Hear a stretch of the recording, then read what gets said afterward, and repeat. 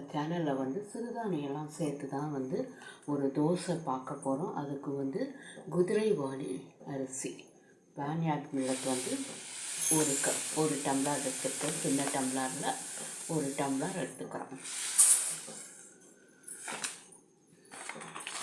அதுக்கப்புறம் வந்து திணை வந்து ஒரு கப்பு, அதாவது ஒரு சின்ன டம்ளர்.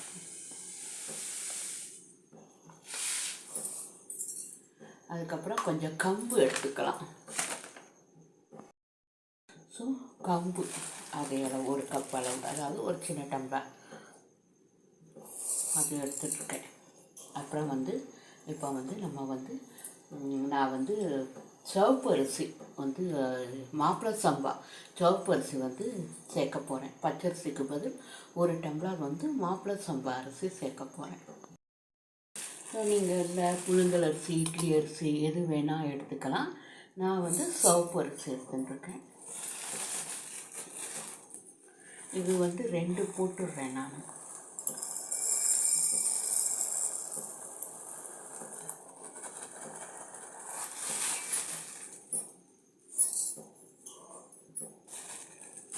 அதுக்கப்புறம் வந்து உளுந்து சேர்க்கலாம்.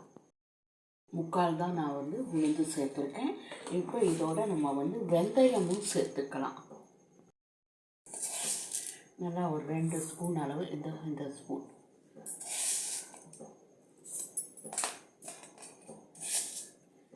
ஒரு 2 ஸ்பூன் அளவு சேர்த்துட்டு இப்போ இது எல்லாத்தையும் ஒன்றா நல்லா வாஷ் பண்ணிவிட்டு நம்ம வந்து ஊற வைக்கலாம்.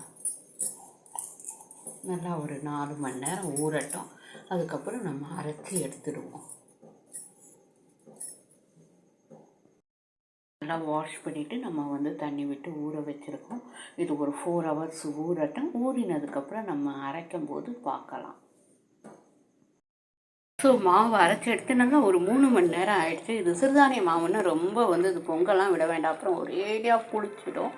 ஸோ ஒரு 3 மணி நேரம் வெளியே வச்சேன். கரெக்டாக நம்ம வந்து அரைச்சி எடுத்து தோசை வாக்குற டைமுக்கு முன்னாடி தான் அது கணக்கு பண்ணி தான் அரைச்சி எடுத்தேன். ஸோ ஒரு 3 மணி நேரம் ஆகிடுச்சு. இப்போ நம்ம தோசையை வார்த்து பார்க்கலாம்.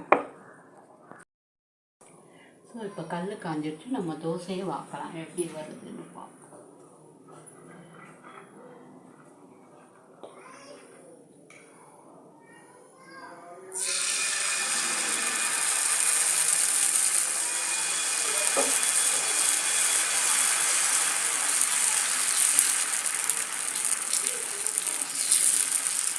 எப்படி வேணுமோ நம்ம வார்த்துக்கலாம். மெல்லிசாக வேணுமோ, சரியாக வேணுமோ, கொஞ்சம் நிதானமாகவே வார்க்கலாம்.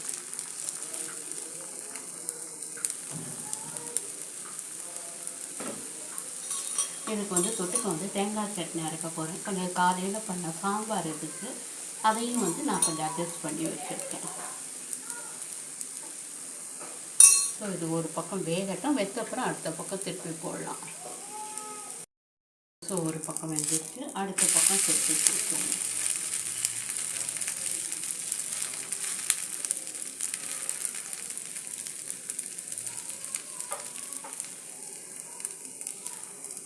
ஸோ இதே மாதிரி நம்ம இன்னொரு தோசையும் வாக்கலாம். ஸோ ஒரு தோசை, அந்த தோசை எடுத்தாச்சு. இப்போ இன்னொரு தோசையை நம்ம விட்டுடுவோம்.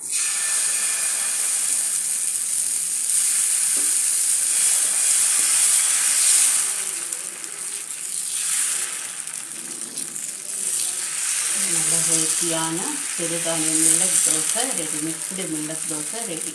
திணை, அப்புறம் வந்து குதிரைவாலி, அப்புறம் கம்பு, மாப்பிள்ளை சம்பா அரிசி போட்டிருக்கேன் நான். பச்சரிசிக்கு பதில் நான் வந்து மாப்பிள்ளை சம்பா அரிசி, அது சுகர் பேஷண்ட்டுக்கெலாம் கூட ரொம்ப நல்லது. உங்களுக்கு இந்த இது இருக்காது, குளுக்கோஸ் அவ்வளோவா இருக்காது, மாவு சத்து அதெல்லாம் அதில் வந்து கம்மி.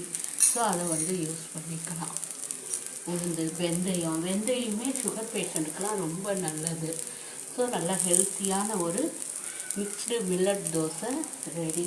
இந்த ரெசிபியை ட்ரை பண்ணி பாருங்கள், எப்படி இருக்குன்னு சொல்லுங்கள். என்னோடய சேனலை சப்ஸ்கிரைப் பண்ணுங்கள். இதே மாதிரி இன்னும் நிறைய ஏற்கனவே நம்ம சேனலில் வந்து மில்லட் ரெசிபிலாம் இருக்குது. பிரேக்ஃபாஸ்ட் டின்னரில் போய் பார்த்தீங்கன்னா அதில் கூட இருக்குது.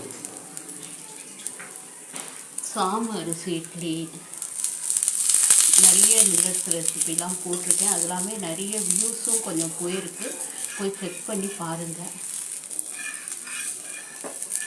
அப்படியே நைஸாக எடுக்க வரும்.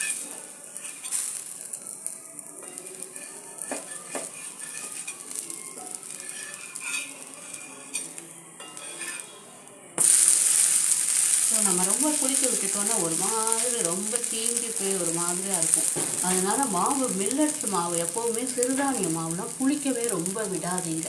நம்ம நார்மல் இட்லி மாதிரி இட்லி மாவு புளிக்க விடுற மாதிரி நைட்டுலாம் வெளியில் வைக்காதீங்க. ஈவினிங் அரைச்சி ஒரு 2 மணி நேரம் வெளியில் வச்சுட்டு எடுத்து ஃப்ரிட்ஜுக்குள்ளே வச்சுட்டிங்கன்னா கரெக்டாக இருக்கும். உங்களுக்கு ரொம்பவும் புளிக்காது, ஒரேடியாக சப்புன்னு இருக்காது, உங்களுக்கு டேஸ்ட்டாகவும் இருக்கும், நல்லாயிருக்கும்.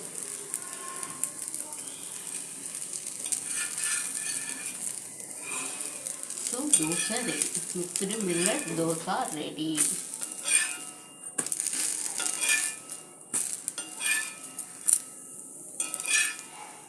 ஸோ இந்த ரெசிபியை ட்ரை பண்ணி பாருங்கள், எப்படி இருக்குன்னு சொல்லுங்கள். நம்ம சேனலை சப்ஸ்கிரைப் பண்ணுங்கள்.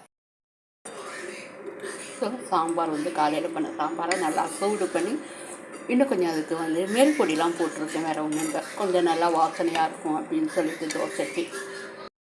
சட்னியும் அரைச்சி வச்சுட்டேன், தேங்காய் சட்னி. கிரைண்டரில் போட்டது உப்பு சேர்த்ததெல்லாம் இதில் மிஸ் ஆகிடுது. அதனால் வந்து இதில் வந்து நீங்கள் வந்து நான் வந்து இந்த அளவுக்கு வந்து ஒரு ஸ்பூன் அளவு வந்து உப்பு சேர்த்துருந்தேன், நல்லா பெரிய ஸ்பூனில். அந்த அளவு நீங்கள் வந்து பார்த்து சேர்த்துக்கோங்க.